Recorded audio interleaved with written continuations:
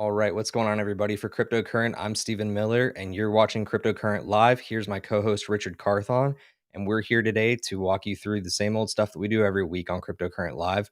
Take you through a little bit of the news with a buy, seller, hodl section. We're going to break down a really interesting topic in the world of crypto right now in Crypto Decrypted. And last but not least, we're going to take you through blockchain bets, a segment where we like to just give you a couple of our quick picks for the week, and we're just going to dive right in. So for this week's buy, seller, hodl, folks, it's going to be a little bit different. We're aiming to get through a few more articles this week than normal. So please just be patient with us. We're just going to kind of rip through them and give you our take on whether or not we're going to buy it, sell it, or hodl it. But Richard, I'm going to hand it over to you real quick before we jump in. How are things going with you? What do you think in the market? The market right now compared to a week ago, I mean, you got Bitcoin hitting all the new, well, going back to 47,000, Ethereum getting back to around 35. And it's looking like a lot of money is starting to flow back into the main coins and away from alts. But going into our main discussion later, I'm going to explain, or we're going to explain why we could start seeing things start to move in the opposite direction. So I think it's exciting times right now in the world of crypto. What about you? Awesome. Yeah, no, look, I'm feeling the same way. I think that honestly, right now, we're seeing the last dip before we actually go on a run here. That's kind of the vibe I'm picking up. But a lot of the TA is suggesting that we could see a little bit more of a downside in like the short term. But I think that's strictly because we're going to see Bitcoin start to run here, which is exciting to me. So let's go ahead and move some things forward. I'm going to pull up my screen and we're going to dive right in to the show. So, what do you say we jump right into the main topic? Because again, there's a lot that's driving into altcoin season right now, and the idea of Bitcoin heading back to all-time highs. So this week we've also got segmentation. So for you guys that are joining us for the first time, you're going to experience a little bit of a different show because now we've actually got our music working. So for our first Yeah. segment, we're headed into buy, sell, or hodl. Buy, sell, or hodl. Yes. So let's jump into this first one. The very first segment that we've got for you this week has to touch on Algorand. Richard, just for like the folks at home, tell us a little bit about Algorand before we dive into what this is. Because again, I think that we've had Algorand on in the past, and they're a little bit familiar with our audience. Yep. So Algorand, they're smart contracts on a carbon negative chain. The goal is to open the door to DeFi and NFTs onto the platform. And with Algorand, it's been around. It came on Coinbase about a year ago. It was when it first came into my radar, and I was explaining to people how big of a deal this was. We actually explained about a week ago all the exciting news that they have going on because they're starting to make some really strategic partnerships, and they're trying to provide a lot of different blockchains out there to be able to bring DeFi to their different protocols. So a super, super cool project. And other chains are beginning to bridge to Algorand because of that, because they're being very interoperable. They're providing ways that multiple chains can be run on Algorand. Yeah. So basically, with this news, guys, you've heard of Ethereum's EVM, the Ethereum virtual machine. That's what allows them to run those smart contracts and allow for all of these different dApps to inter-network. In this case, Algorand just launched their virtual machine, and that's what's enabling DeFi and NFTs on this network. So hopefully, we're going to see a lot more interoperability. To Richard's point, Richard, do you buy this, sell it, or hodl it? Buy. Algorand is I think it's a great long term play, and yeah, just buy. Yeah, and I would happen to agree with you. I think that we're going to see all the L1s start to move here in the next couple of weeks, and that's just going to be what follows the Bitcoin run. So I think we're going to probably see that happen shortly. But let's move on to our next piece. Next up is this really awesome piece with Coinbase, who's just announced today, in a matter of almost breaking news, that they are launching their own NFT marketplace. So, Richard, break down for us a little bit of what we know. All right, so Coinbase, they're going to propose a gasless person-to-person NFT platform. They're going to be able Users are going to be able to create, buy, and sell NFTs from person to person or peer to peer. They're going to directly compete with OpenSea and FTX. If you look at OpenSea right now, it's the biggest player in the game. Another one out there is like Rarible and some others. But OpenSea saw 2.8 billion transactions last month. Let's say that one more time. 2.8 billion transactions last month. Coinbase has the easiest on-ramp into the US and a bunch of other places right now. So this could be a huge, huge piece of news for competition for OpenSea. Absolutely. And one of the things to me that stands out about this news that I was reading into was the fact that we are not just going to see Ethereum NFTs on this platform. They're saying within very short order after they launch this platform, you're going to see other platforms' NFTs in the same exact ecosystem. So being able to purchase, hold, and sell peer to peer, it's a really big deal to me. So are you buying more NFTs on this? Are you selling? Or are you hodling the NFTs you got? Oh, I'm buying the crap out of this. The main reason is because if you think about OpenSea in a lot of ways, there's an initial onboarding because most people like go to a place like Coinbase, they buy Ethereum, then they send it to a MetaMask, and they go to OpenSea, and then they do everything else from there. You're telling me I only have to go one place, and then I can also go to multiple chains all in one area? I'm buying that. Yeah. There's been a lot of complaints lately with OpenSea. So to me, I see any next player jumping into the NFT marketplacing business as a big time buy for NFTs. It's only going to get easier for people to buy in. So let's move into this next piece. This one's really interesting to me because a lot of people are getting super hyped on this news about Google partnering with Backed to basically bring crypto to consumers. Their entire plan is basically for Backed to start being a payment gateway of sorts for Google Pay users. And essentially, when you read deeper into this article, yes, it's a clear indicator of commercial interest. Obviously, Google is actually, investing time, effort, resources into crypto and their future plans with blockchain. However, if you really dig into the detail here, this is going to require crypto users to actually convert their crypto to fiat via Backed so that they can transact through platforms. Essentially, Google Pay users, you're not going to be able to transact in Bitcoin anytime soon. That's what I get out of this. But again, plenty of other influencers that we've had on the show and we've also interacted in the past are reporting this incorrectly. You will not be able to transact in Bitcoin via this Backed partnership with Google. So, despite all this, with Google's commercial interest in Bitcoin, Richard, do you think this is going to move the market, or do you think that we're just going to be kind of in a holding pattern? We just need to see it develop. I'm gonna say it's gonna be a hodl. So people got really excited when you thought about like when PayPal first came out, and even thinking about like Robinhood. Most users when they bought Dogecoin thought that they owned the Dogecoin, but not your wallet. It's not yours. So it's kind of the same thing where Google's like first dipping their toe into it without like fully giving ownership to the consumers and who are buying it. So for me, this is a hodl play. How about you? Yeah, I would have to agree. I think it has to be a hodl play because more than anything, it's not like it's a FUD piece, right? Like this is meant to be a positive news piece for Bitcoin. However, it's not going to be something that actually moves the market because we're not seeing any ability to move further capital into Bitcoin. So yeah, I would have to agree. I think you have to hodl on this. But let's move into the next piece. This is a really interesting one to me. So Richard, tell us a little bit about what's going on with Stellar right now. All right, so Stellar, MoneyGram tapped into Stellar for USDC settlements. So essentially, what that means is that Stellar's going to be able to do a cross-border payment rail, which is a really interesting way to say that they're going to be able to go across blockchains to be able to consolidate and get their money into one central place. MoneyGram is going to serve nearly 150 million people globally, and that's going to continue to expand. So they're going to have an international rollout, and it's slated for 2022. Stellar has been a sleeping giant. I think Stellar has a huge opportunity to be something massive. It's just been looking for the right marketing place, been looking for that first like big moment. And I think this is potentially it. So for me, that alone, I've been waiting for that big moment to come, and this is it, in my opinion. So this is a buy for me. But what do you see in this? I see something really interesting happening because if you dig a little bit of a layer deeper into this one, Richard, and I don't think that you know this. Um, Basically, back in 2019, Ripple had a partnership set up with MoneyGram. And if you know anything about the way that Stellar and Ripple work, Stellar's kind of like the little brother or cousin to Ripple. The entire relationship between MoneyGram and Ripple completely fell out when the SEC case opened up. And it started to create this kind of new road where they could actually connect with a new blockchain. So IBM stepped in and they started giving a new blockchain backup to MoneyGram. Well, it turns out through some different insider issues that fell apart, and now Stellar just kind of slides in under the door. I think it's really, really interesting, especially because Stellar's doing as much as they are with different nations in terms of creating cross-border payments.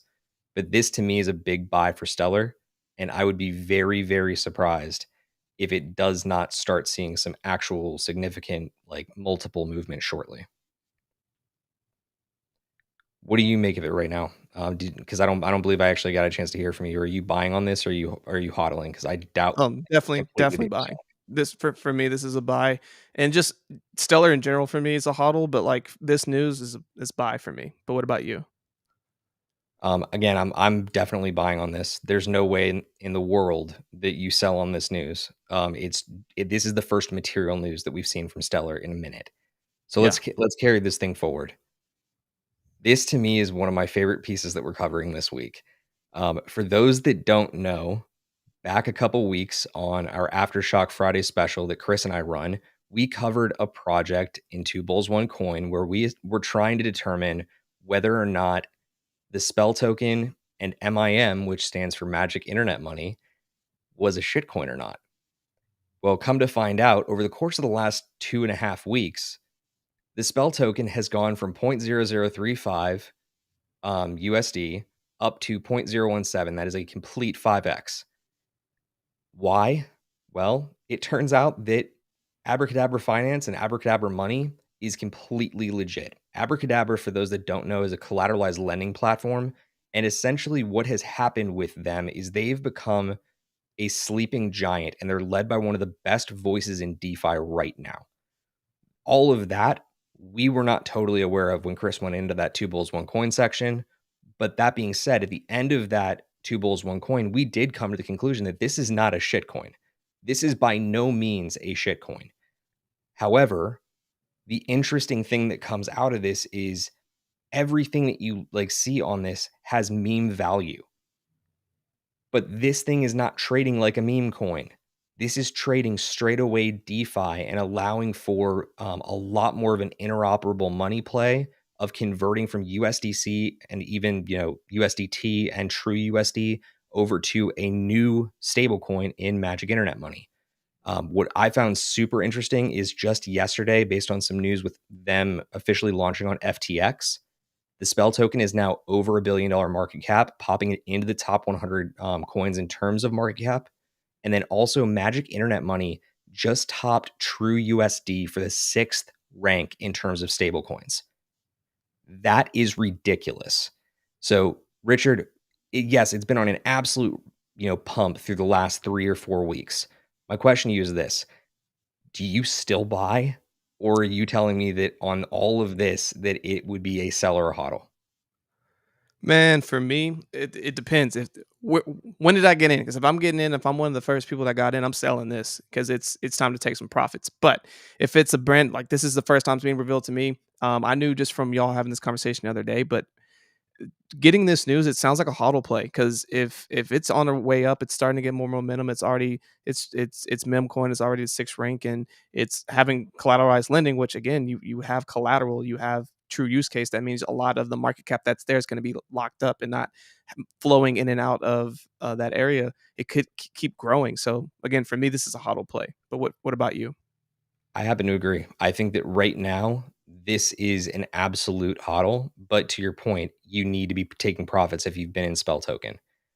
When I look at what this project is doing and all the unique things that the team behind it is doing, you have to do your own research. That to me is the biggest message here. You cannot jump into something like this and just assume that you're going to be safe or that it's going to, all pan out for the better. Take some profits, but continue to research. That's what I've got for it. Well, look, I think that we may have one last piece, but let's just check real quick. Nope, we're going to dive right into our next segment. So, as you all already know, actually, before we get there, let me just go ahead and say, if you appreciated these news segments, you liked what we had to do, had brought you in buy seller hodl this week because I can't talk. Let us know. Make sure you like the video, leave a comment. Let us know what you think of what we're doing right now within Buy Seller Hodl. But also, if you're not subscribed yet, please do us that quick favor. Press the button, subscribe to the show. We'd really appreciate it. if you can come back and join us every Tuesday and Friday at 7 p.m. Eastern for another Cryptocurrent Live. So I think we're going to move right into our next segment, which, if you're a fan of the show, it's something that we take a lot of pride in doing around here. It is our education focused segment called Crypto Decrypted. Crypto Decrypted. So, Richard, what are we talking about on Crypto Decrypted this week? Well, the first thing is that our music sounds great. I don't know if y'all are excited as I am, but man, I'm super pumped for all these great cutscenes. Great job, Steve. But what we're talking about this week, alt season, altcoin season. We talk about it every once in a while. You probably have heard it out there in the ecosystem, but what does that even mean? Are we in it? Are we out of it? What's on the way? How do you know if it's coming? Is it a good thing? Is it a bad thing? We want to break all of that down for you today because a lot of people talk about this, but they don't necessarily break it down. And so we want to spend some time breaking each of these elements of alt season down for you. Perfect. And so on the very basic level, altcoin season is when all of these altcoins start to run after Bitcoin has kind of run its own way out. That is the most concise way that I can make sense of it for you. But I think that what we need to dig into a little bit deeper is how you can take advantage of the knowledge that exists out there around altcoin investing. Again, nothing that you hear on this show is investment advice. We are simply your crypto commentators and your financial speculators. But we do know a good degree when it comes to being able to educate on some of these topics. So the first thing that we're going to move into right now actually happens to come from a really, really great source in the world of crypto, Twitter. He goes by Secrets of Crypto. So we're going to take a look at a couple things that Secrets of Crypto brings up that I think that everybody can benefit from. The big thing is when alt season. What you have to consider at the very beginning of this is how does money flow work in the world of crypto? So Richard, walk us through real quick how money actually tends to move when we're in a bull cycle. All right, so we've been experiencing one for almost a year, which is wild to think about. The last one started around October going into November, so this has been quite the bull cycle. Now there has been ups and downs in it, and one could even argue that we've experienced a bull or a bear market between April and let's call it August, but we're just going to say that all of it's been a bull cycle. So, phase one, Bitcoin, the flow of money is going to move into Bitcoin, causing prices to surge, which we have seen. Again, we got Bitcoin at about almost $12,000 about a year ago, and we see it flourish all the way up to breaking past all-time highs by the end of the year, over 20,000, starting the new year around 30,000. So as the money keeps flowing into that, is it also going into other places like Ethereum?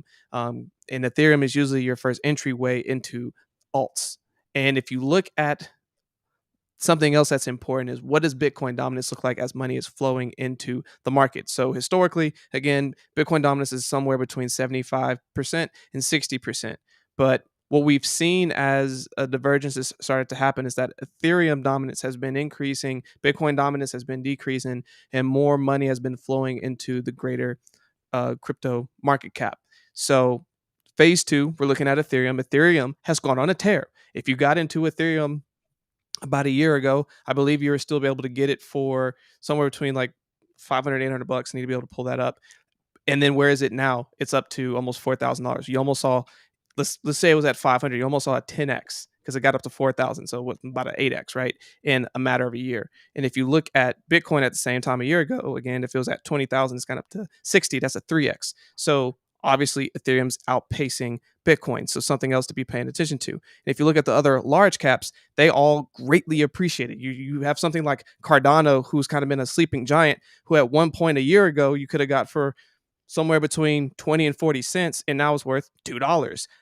That right there is another 10x. So when you're looking at alt season, it's yes, Bitcoin is pumping and it's doing all these great things and everyone's paying attention to that.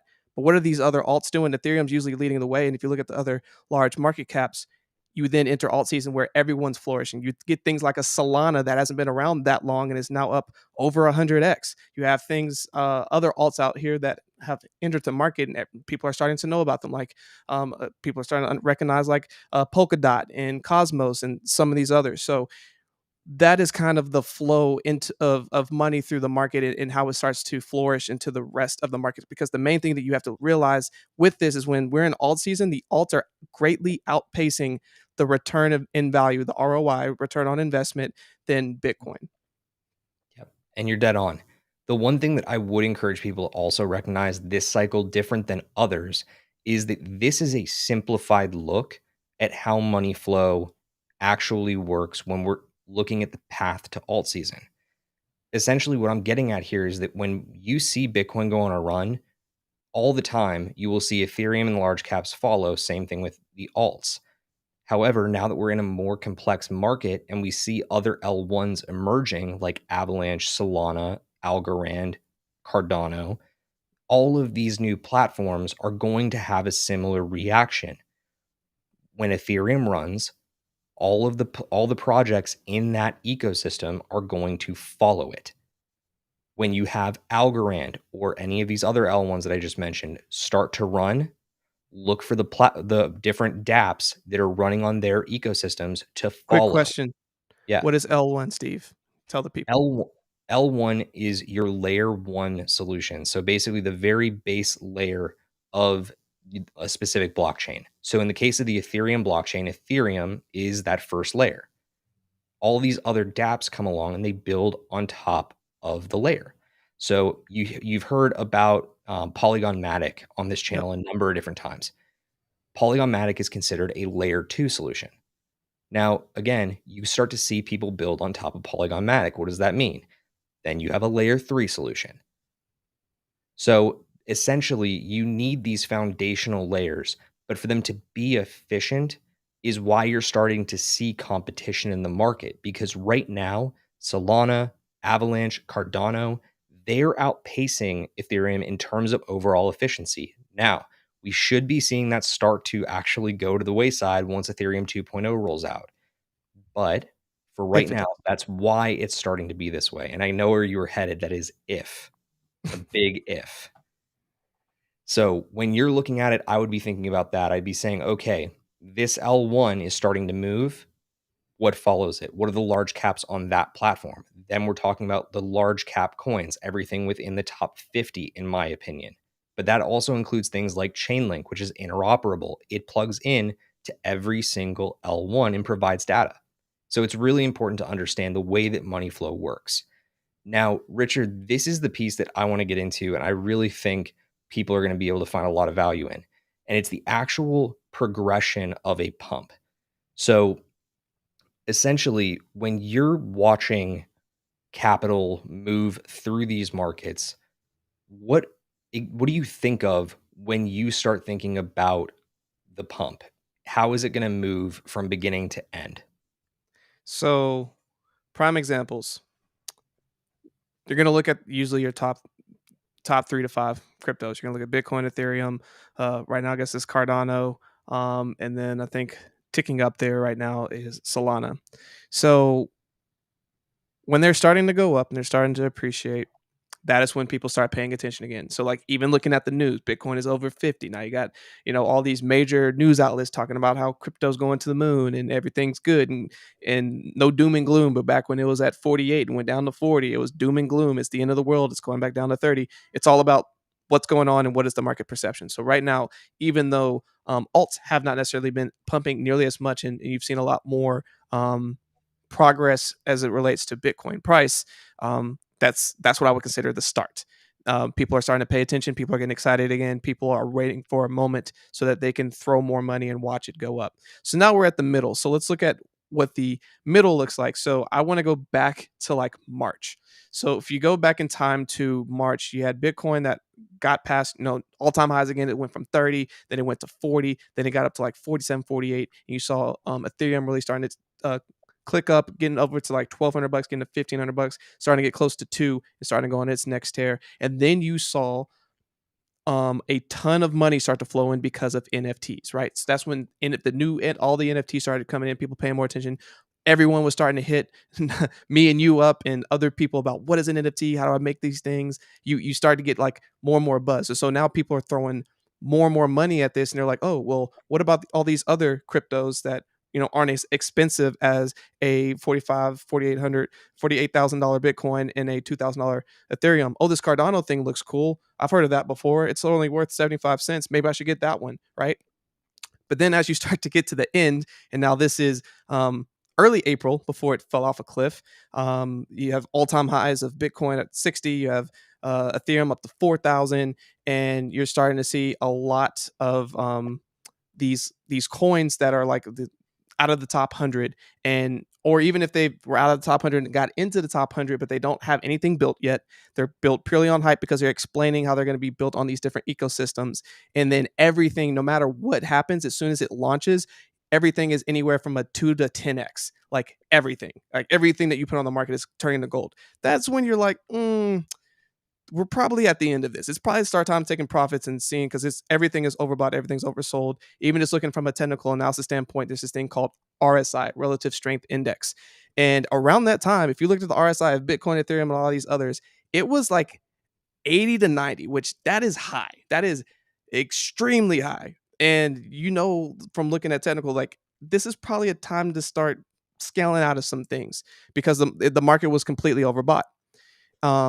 And so those are some of the, between just market sentiment and then also technical analysis, there are things you can start looking at to be like, okay, now might be a time to start taking some profit and getting ready to hodl again before we see a major pullback. But that's how I would look at the pump progression.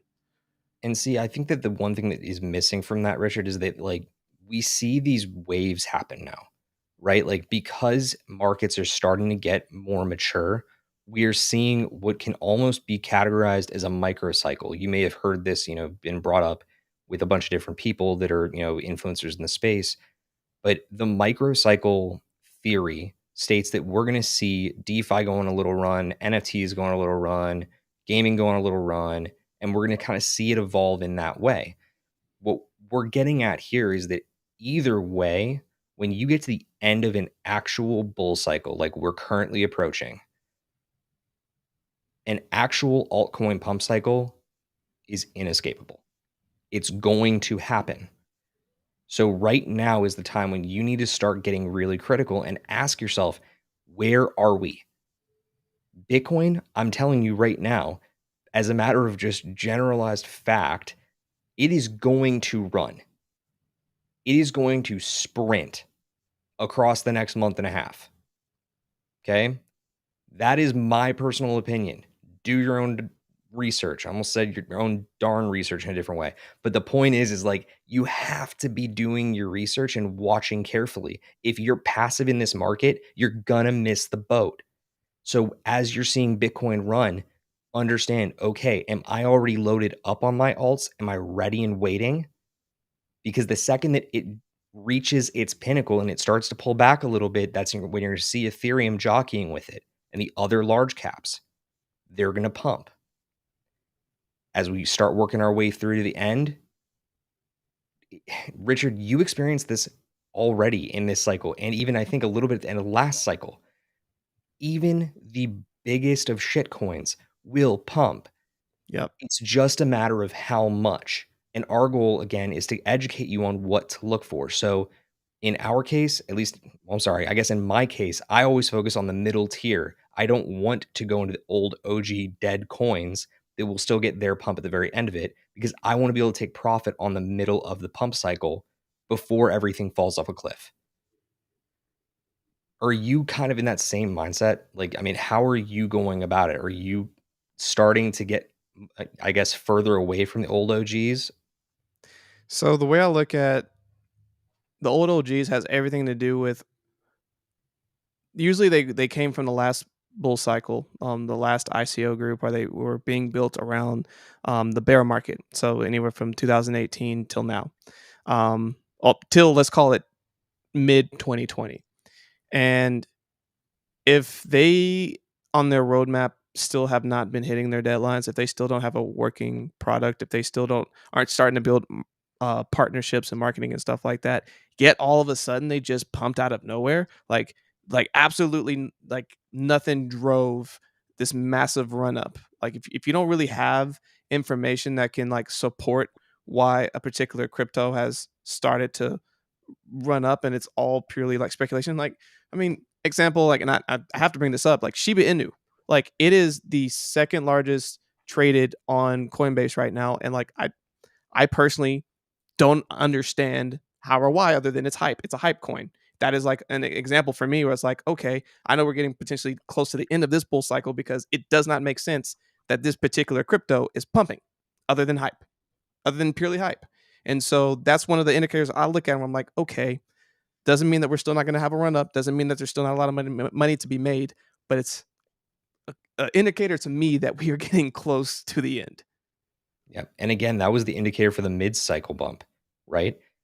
The Dogecoin and what Shiba did the first time around, that was the indicator for it being the end in April. That is not to say that that's going to be the same thing going on right now. I think that right now we're on our way to euphoria and we're picking up where we left off in April. That's my personal theory, which brings us to a really interesting topic of how are we going to go about maximizing our profits. And again, there are a lot of different strategies here. I don't necessarily want to go through and read through this chart, but again, go look up Secrets of Crypto on Twitter. They have an incredible account where they can go through a lot of this information in a lot more detail, but there are different strategies. My question for you is, okay, how are you maximizing your profits, Richard? What is your strategy? HODL.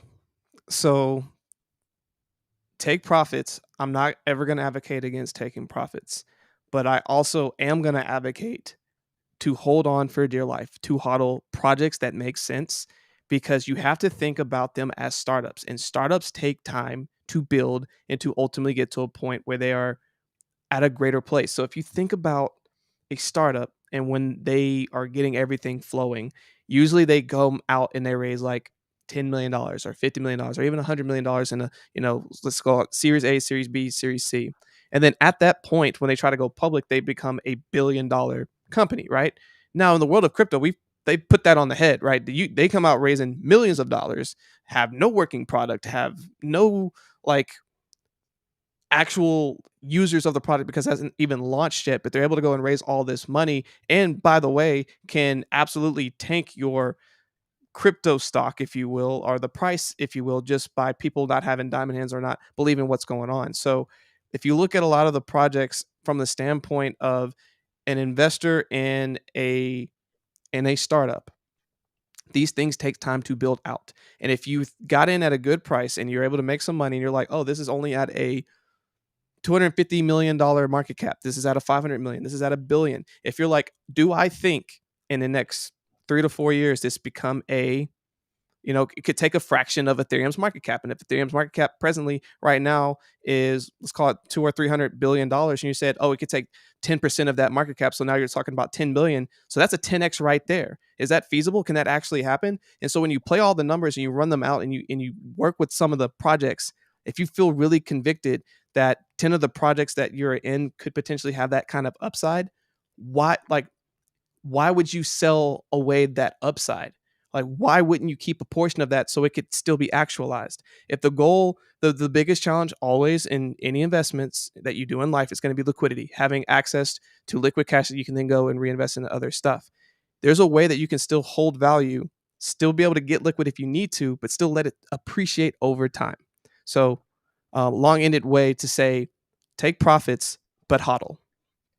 And the only one thing I would echo there, and again, there are a lot of different strategies to actually maximizing your profits. But on this channel in particular, we do advocate more often than not in long term investing as opposed to trading. Okay. There are plenty of people out there that make a lot of good money trading. Do not hear what I'm not saying, right? Not all of us are traders. Okay. It's not reading the damn tea leaf. Like, that's not how this business works. You have to have a very strong understanding of technical analysis to get ahead as a trader. You need to be able to be very plugged into the market. If you think you can trade this market on a passive basis, you are out of your damn mind. That's what I'm here to tell you. If you want a crypto Say education, that again, man. I'm dead serious, man. Like, if you want to get really onto things that grind my gears, it's people who think they get it and they're not plugged into it. You are out of your damn mind if you think you can trade this market on just speculation alone. You are going to lose your money. You're going to lose your friends' money. You're going to lose your parents' money. It's all gone. So to me, I have one message, and that is not just invest, but as you're getting towards the end of these markets, be knowledgeable, continue to educate yourself and figure out where you are in the cycle. That's why we're talking altcoin season. If you know where you're at, you know when it's going to end in theory. Once you get the theory, that's when you can start taking profits out of the ones that you do not want to necessarily hold on the long term, but you already knew because you understand how a pump works. The ones that you wanted to get into that were higher risk that should theoretically pay out in the next couple of weeks so that you have that dry powder on the sideline. That's what I look for. So to me, I think that's how we end up maximizing profits. But my question for you, real quick, just to wrap it up, what is your prediction for the rest of this cycle? When are we going to see altcoin season hit? And is it really going to run up to expectation? So, I think we're gonna know the next 2 weeks. So it's 2 weeks, a month more. Imma call the next 2 weeks. I think by the end of October, the moment has either arrived where we're pumping, and if we have not, we could see the end happen sooner, AKA the first 2 weeks of November we could see a sharp sell-off, like, quickly. But if by the end of October we're pumping, I see we continue to pump into November and then might need to reevaluate come December, January. But I think October is absolutely a crucial month. We've already seen a nice little pump so far in Bitcoin and Ethereum and, some of these other top cryptos, but I think there's still a lot of gas in the tank. Because the other part you gotta think about too, when you think about fiscal years and you think about taxes, people and their taxes, why a lot of people are going to try to make as much as they can in these next 2 months, and why people are going to start watching in December because they have a crucial moment of how do they want to handle taxes, and it is a consideration. It's even a consideration for commercial people that are in the space as well. So again, I'm looking at the next 2 weeks. October needs to be hopefully the start of something big, and if it's not, I'm gonna be very, very bearish come November, personally. Yeah, look, I think that there's a lot of truth out there that it can be had. But when it comes to predictions like this, it's all speculation. You have to remember that it is all speculation. So again, I tell you at the beginning of every single show, we are your crypto speculators. We are commentators. That is what we do.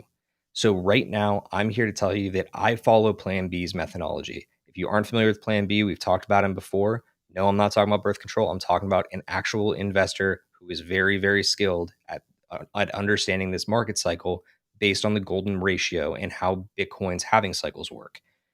When I think about his model, he pretty much called to a T the last 2 months, exactly how they were going to end, where Bitcoin would hit. When I think about that, I typically will align myself with the fact that by the end of October, we could see ourselves up around 100. When I'm really digging in deep, that to me says that altcoin season is going to end up happening within 2 or 3 weeks of Halloween. So I'm already at this current, juncture trying my best to make sure I'm positioned in the right altcoins. One of the ones that I long have had a really big battle with, like literally since the last cycle, is Litecoin.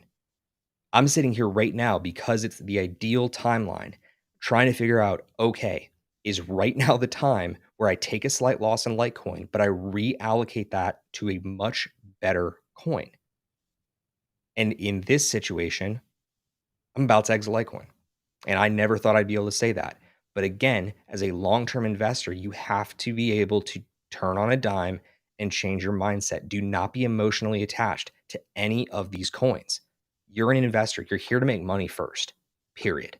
So, look, I think that does a really good job of wrapping up Crypto Decrypted for us this week. But, Richard, before we jump into our next segment, I'd really appreciate if you could tell us a little bit about what is currently going on in the cryptocurrency world, because I know we have a lot of really great content that's come out this week. And we also have another great interview coming up tomorrow. Well, actually, no, 2 days from now on 2 Thursday. days from now. So, Yep, so so tell we us a just little bit about it. recently, brought on Adam McBride, who is an NFT artifact specialist. This guy is finding NFTs that came out, the OGs that came out in 2017, 2016, the first to come out, and so it's like finding these artifacts in time, and they are all doing crazy numbers. If you think about like crypto punks, if you think about some of the earlier projects that are there, he kind of just goes into this landscape of like, how do you find these opportunities, and then how do you get into them, because they're going to appreciate over time. The same way like baseball cards. If you got some of the very first ones earlier, you got rookie cards. Why do people want to get them? It's because you get them early and you get to see how it appreciates over time. So really cool conversation. If you're in NFTs, want to learn more about that, go check that out. And on the subject of NFTs, we actually have the co-founders of NFT Girlfriends that's coming out on Thursday. If you don't know about that, I'm actually going to let Steve talk about that a little bit more. But amazing conversation. But this is a project that you want to get involved with. Steve, if you want to talk a little bit more about that. Yeah, for sure. So the project is called Bull Market Girlfriends, and we had Chris K and her partner Martin on the show, and that's going to be coming up again on Thursday. They have this incredible little art project that they've been running now for the better part of the last, I want to say, 2 months, but they have become a viral sensation within the NFT art space, and so much so that like they're going to actually be displayed in galleries here shortly. The community itself is fantastic. I recommend joining it on Discord for sure. But you're going to hear from Chris K herself and Martin on Thursday's show. So please do us a favor. Make sure you're subscribed to not only the podcast, but also right here on Cryptocurrency YouTube channel so that you can make sure that you're getting updated as soon as that episode drops. You want to be the first to hear about it because I guarantee you over the course of the next couple of weeks, as money starts flowing back in NFTs, that project is going to continue to soar. It's going to do some really remarkable stuff here shortly. So keep your eye out. Really great episodes coming up. Make sure you're liking and subscribing. We need your support. Help us beat the YouTube algorithm, but also go check us out over on Twitter and Instagram. Now, what's next? Best part of the show, what you came and waited for, what you want to learn more about, our picks of the week. I am so freaking stoked. Let's do this. It's blockchain bets. Let's get it. Blockchain bets. So every week on Blockchain Bets, we give you 3 quick picks from each of us as to what we think are going to outperform the market across the next week. We give you a blue chip pick, which is typically in the market cap of number 1 through 25, mid caps, which are market cap 26 to 100, and our micro caps 101 into oblivion. Richard and I have invested in plenty of these products that have fallen into the abyss, and we are here to tell you that we have picked more winners than we've picked losers. So, Richard, why don't you start us off? What is your blue chip of the week? What do you think is going to be outperforming the market? So there's a lot of options out there. I think, and go ahead and reveal it to the people out here. Stellar, based on all the news that we gave today, and all of again that aha moment, that final piece that's the sleeping giant it needed to start going in the right direction. I think it just happened. I'm going with Stellar. I see great things happening, not just in the next week, but as we continue into the rest of this bull cycle. So I promise you, Richard, this is not me following a trend, but I too am actually picking one of the ones we spoke about earlier on in the show. I'm going with Algorand. In my opinion, when you look at the way that the market currently is positioned, the next thing that's going to run as we enter into alt season after the Bitcoin pump is going to be L1s.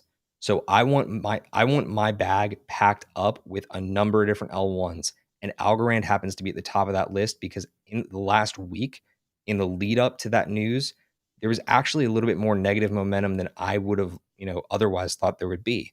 So I can see Algorand doing some really incredible stuff across the next week as more news comes out. But what is your mid cap this week? All right, so my mid cap this week is going to be the graph. So I know that we talked about this previously, but it's kind of been getting punched on a little bit, and it's I think due for another turn up in the right direction. So the graph is basically trying to help be, let's call it the Google of blockchain. They're trying to help you be able to find a bunch of things very quickly and be able to control F, if you will, to be able to find various things that are going on. I think it has a lot of legs. I think there's still a lot of use case that's going into it. They're still building on it pretty regularly. So my call this week is the graph. Well, I know that our producer Chris is not going to be super stoked about that one, but what I can tell you is that he may like the next pick because it is in fact the spell token. I have to believe that while it has had its incredible pump through the last couple weeks, this thing is not even close to done. This thing is geared up to be one of the biggest market movers of the cycle. I'm going to repeat that. Spell token is going to end up being the one crypto that is going to shock the world this cycle. Everybody last cycle, there were 2 or 3 picks that just absolutely wrecked. You had Digibyte, you had, I think Electronium also was another that ripped last cycle. Now, those 2 projects have had very, very different paths, right? They both are kind of in their own ways dead right now. Spell Token is not going to do that. Spell Token is one of these projects that comes along every now and again and ends up having real type of market momentum. So I personally am picking Spell Token, and you can get that on a number of different exchanges. I would do some research into it right now. Richard, what is your micro cap? All right, so this week's micro cap, KSM Starter. So it recently just came out, and what KSM Starter is basically going to be a launch pad on the Kusama ecosystem. So if you look at a lot of different ecosystems that are out there between, if you look at what's being built on Ethereum, Cardano, Solana, etc. A lot of these ecosystems already have like different projects that are being built to solve different challenges within each ecosystem. So with KSM starters basically solving a lot of the launchpad challenges that Kasuma is having right now, so that more projects can be built and come out on Kasuma. So I'd check that out. It's already starting off pretty hot, and I think it's going to have a ton of momentum as it goes to the rest of the year because I think Kasuma in its own ecosystem can continue to be lifted up. So that's the one I'm going to watch.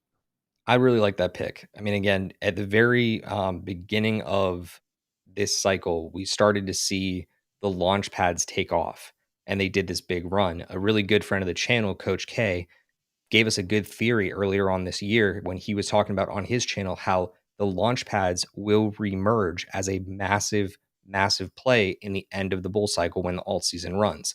So to me, I think KSM Starter and Kusama Starter are great, great projects to be in. And you even heard us talk the other week about another Kusama project, Moon River. Make sure that you are in those plays when the actual native token Kusama starts to run. That's what we're talking about with alt season. So my last pick this week is Moon River. Surprise, surprise. I told you that we talked about him a few weeks ago, but Moon River is the basically plugin for Kusama to be able to interoperate with Ethereum. Ethereum projects can not only port over to Kusama via Moon River, but they can also move assets from Moon River into the Kusama network. Extremely important utility going on there. And right now, as of this recording, it is officially entered my buy zone. So I am going to take that opportunity and I'm going to snap up Moon River in the next day or so. I thought about doing it before we even hopped online. I did not pull the trigger because gas was ridiculous. That is not a surprise.